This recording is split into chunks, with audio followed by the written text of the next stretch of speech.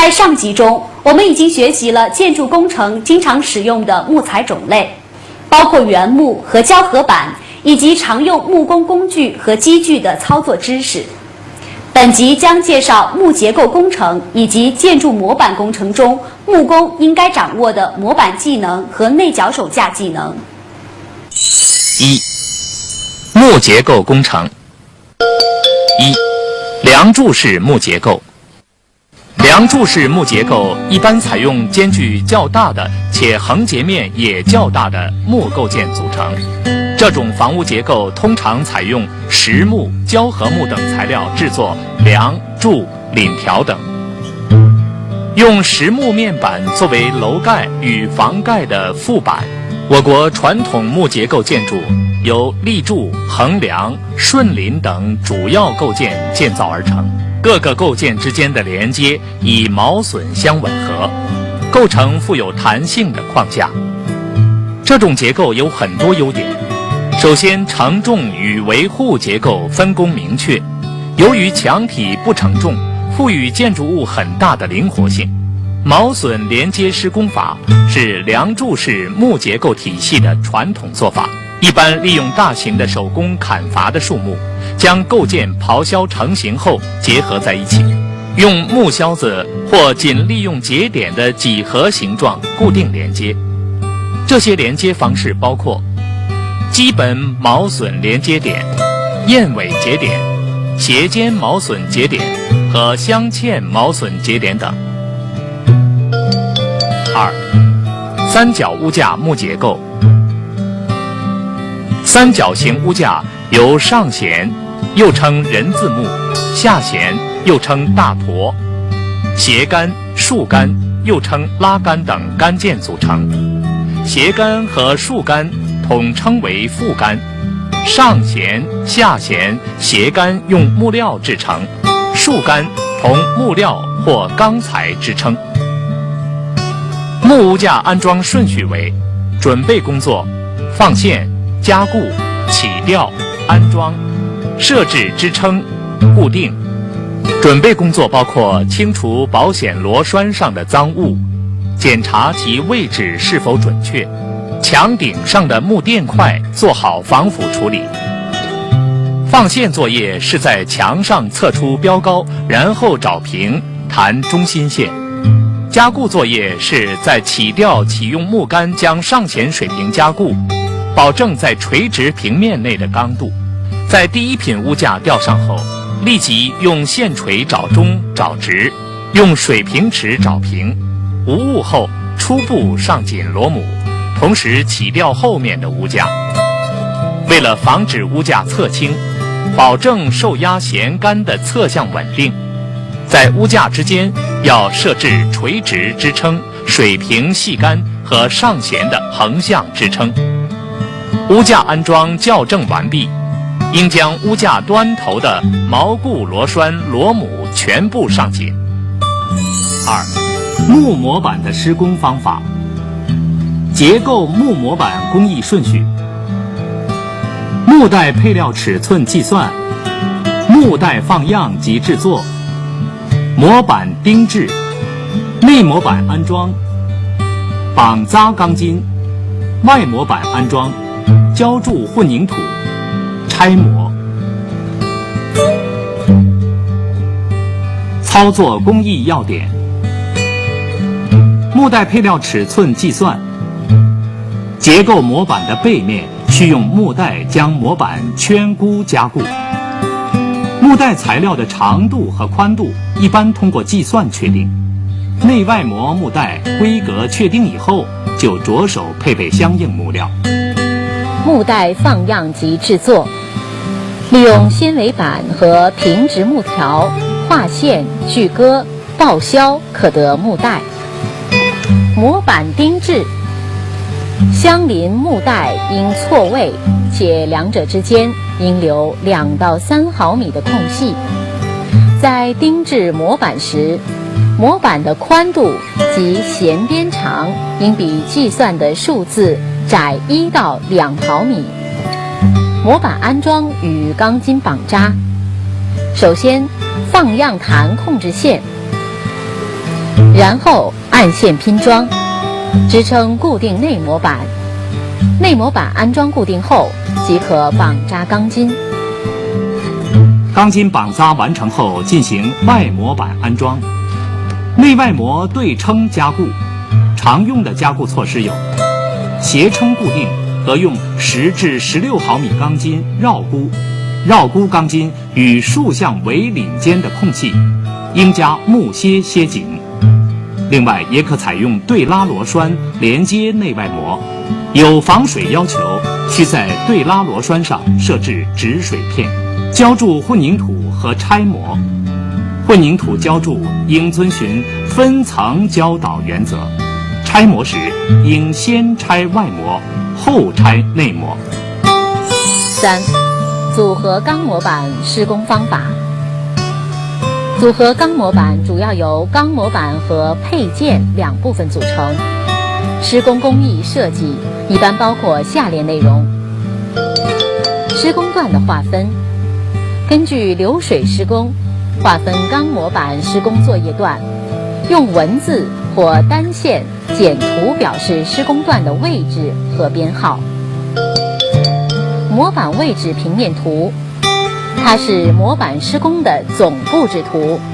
图中表示各种构件的型号、位置和数量。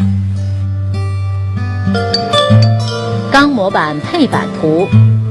模板位置平面图上的每一型号的构件都应绘制钢模板配板图，在该图上表示出钢模板的型号、位置和数量，直接织成钢模板的钢棱或行架的位置，在图上用虚线表示，其规格和数量可用文字在图上注明。支撑系统布置，对于梁模板的支架和其他较为复杂的织模方法，都应绘制支架布置图。模板安装时，为固定位置和调整垂直度所需的支撑和拉筋可不在图上表示，但其所用的材料规格和数量应给予说明。模板周转和部件汇总表，根据施工方案和进度要求，用图表来模板周转程序，以标准施工段为单位统计钢模板的规格和数量以及相应的配件，同时还包括需要制备的部件和数量，由此提出工程钢模板的汇总表。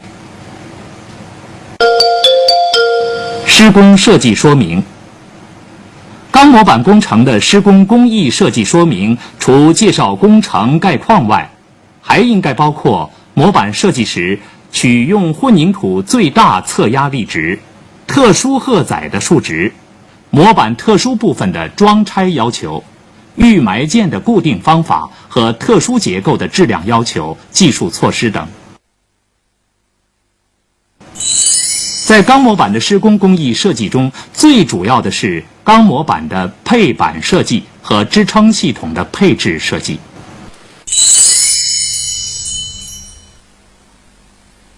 西方所处的地域纬度较高，气候不像亚洲那样温和，他们很早以前就建筑厚重的石墙以避风雨，同时还将最理想的石构建筑用于宗教目的。但是中国古代建筑却选择了使用木构建筑。木结构建筑在节省材料、劳动力和施工时间方面比石头建筑优越许多。在施工时间上，同时代、同规模的中国建筑比西方建筑不知快了多少倍。用一位西方人的话来说，就是西方人占据了天空的一角，而中国人却占据了广阔大地。钢模板配板设计的原则与要求：尽可能选用 P3015 或 P3012 钢模板为主板，其他规格的钢模板作为拼凑模板之用。配板时应以长度为1500、1200、900、750毫米，宽度为300、200、150、100毫米等16种规格的平面模板为配套系列，这样基本上可以配出以50毫米为模数的模板。钢模板排列时，模板的横放或立放要慎重考虑，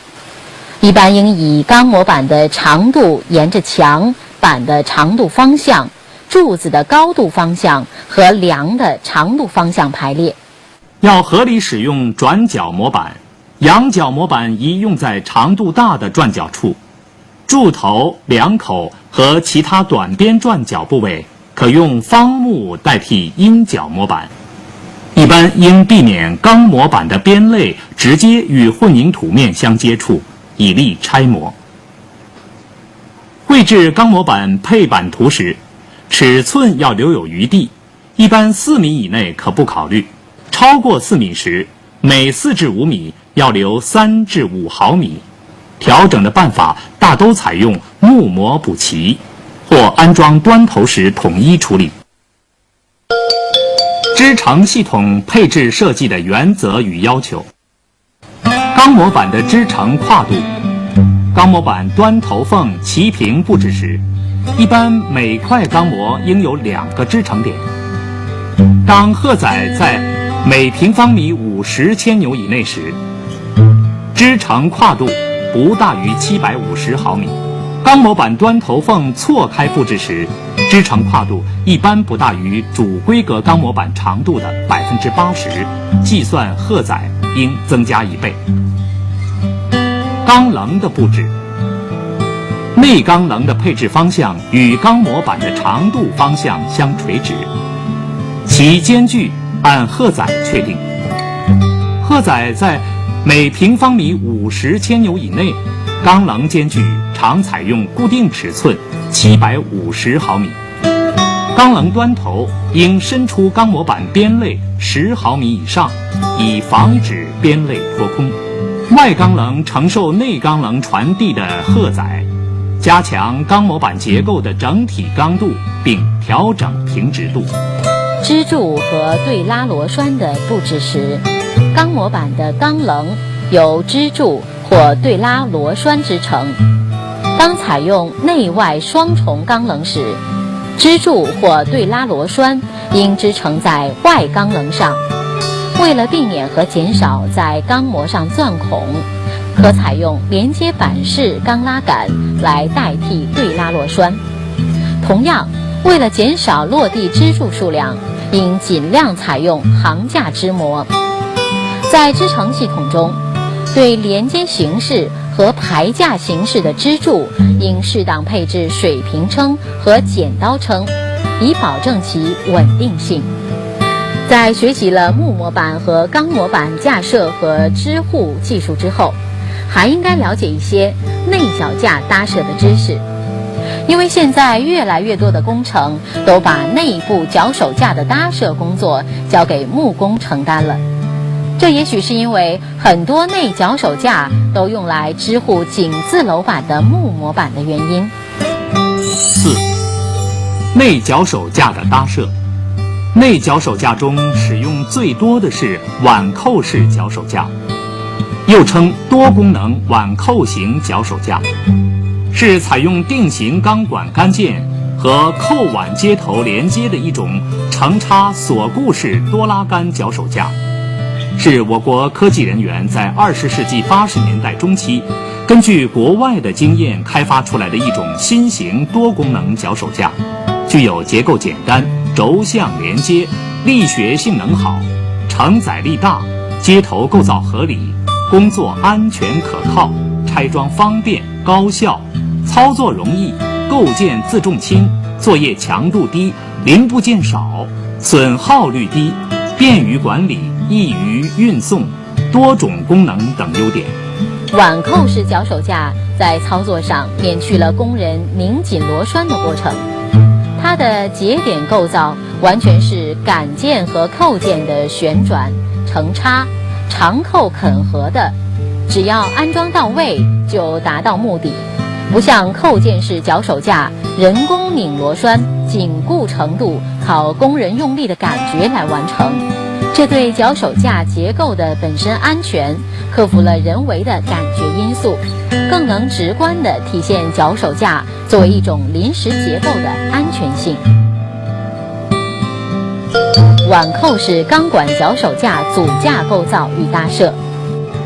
落地碗扣式钢管脚手架应从中间向两边搭设，或两层同时按同一方向进行搭设，不得采用两边向中间合拢的方法搭设，否则中间的杆件会因为误差而难以安装。脚手架的搭设顺序为：安放立杆底座或立杆可调底座，竖立杆，安放扫地杆，安装底层，第一步横杆，安装斜杆，接头削紧，铺放脚手板，安装上层立杆，紧立杆连接销，安装横杆，设置连墙杆，设置人行梯，设置剪刀撑，挂设安全网。操作时一般由1到2人递送材料，另外2人配合组装。竖立杆，安放扫地杆。根据脚手架施工方案处理好地基后，在立杆的设计位置放线，即可安放立杆垫座或可调底座，并竖立杆。为避免立杆接头处于同一水平面上，在平整的地基上，脚手架底层的立杆应选用3米和1.8米2种不同长度的立杆互相交错，参差布置。以后在同一层中采用相同长度的同一规格的立杆接长。到架子顶部时，再分别用1.8米和3米2种不同长度的立杆找齐。在地势不平的地基上，或者是高层及重载脚手架，应采用立杆可调底座，以便调整立杆的高度。当相邻立杆地基高差小于0.6米，可直接用立杆可调座调整立杆高度，使立杆碗扣接头处于同一水平面内。当相邻立杆地基高差大于0.6米时，先调整立杆节间，使同一层碗扣接头高差小于0.6米，再用立杆可调座调整高度，使其处于同一水平面内。在竖立杆时，应及时设置扫地杆，将所竖立杆连成一整体，以保证立杆的整体稳定性。立杆同横杆的连接是靠碗扣接头锁定。连接时，先将立杆上碗扣滑至线位销以上并旋转，使其搁在线位销上，将横杆接头插入立杆下碗扣。待应装横杆接头全部装好后，落下上碗扣，并予以顺时针旋转锁紧。安装底层横杆。碗扣式钢管脚手架的布距为600毫米的倍数，一般采用1.8米。只有在荷载较大或较小的情况下，才采用1.2米或2.4米。横杆与立杆的连接安装方法同上。单排碗扣式脚手架的单排横杆，一端焊有横杆接头，可用碗扣接头与脚手架连接固定，另一端带有活动夹板，将横杆与建筑结构整体夹紧。碗扣式钢管脚手架的底层组架最为关键，其组装的质量直接影响到整架的质量，因此要严格控制搭设质量。当组装完2层横杆及安装完第一步横杆后，应进行下列检查：检查并调整水平框架，同一水平面上的4根横杆的直角度和纵向直线度，对曲线布置的脚手架应保证立杆的正确位置。检查横杆的水平度，并通过调整立杆可调座来调整横杆间的水平。逐个检查立杆底角，并确保所有立杆不能有伏地松动现象。当底层架子符合搭设要求后，检查所有挽扣接头，并予以锁紧。在搭设过程中，应随时注意检查上述内容并调整。安装鞋杆和剪刀撑。鞋杆可增强脚手架结构的整体刚度，提高其稳定承载能力。鞋杆可采用挽扣式钢管脚手架配套的系列鞋杆，也可以用钢管和扣件代替。本集介绍了在建筑施工工程中木工主要承担的作业，主要有木结构工程，以及木模板搭设和支护、组合钢模板搭设和支护，以及内部脚手架的搭设和拆除。在下集中，我们将简单介绍在装饰工程中木工承担的木地板工程和吊顶工工程作业技能。